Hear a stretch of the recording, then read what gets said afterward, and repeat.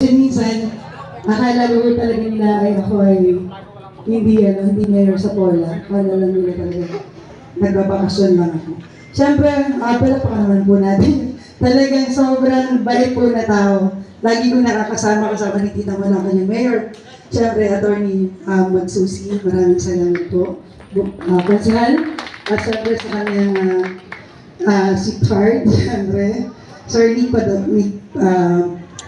Paildon, maraming salamat, Sir General. Thank you so much po sa pagdaan nyo sa bayan ng Wala. Alam niyo, medyo malatuho ako, hindi talaga ito yung boses ko. Gusto ko sana kayong kantahan, kaya lang sobrang malatuho ako. Kaya ako naman, dahil birthday ko kagabi ng Vice Mayor ng Taytay, si Pia, napakanta ho kami doon, kaya malat yung boses na yan, pasensya na kayo. Gusto ko talaga sana kayong kantahan, dahil para maging memorable yung pagdaan nyo sa Pola. Kaya lang, dahil malat nga po ako, hindi ko kayo mapapagbigyan.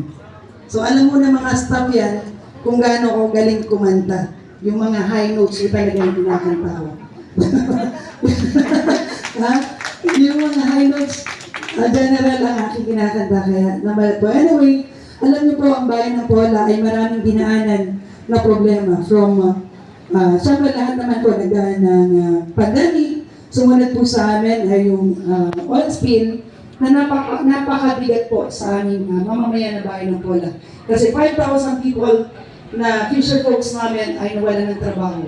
Sumunod po ngayon ay ASF. Mabigat din po talaga ang ASF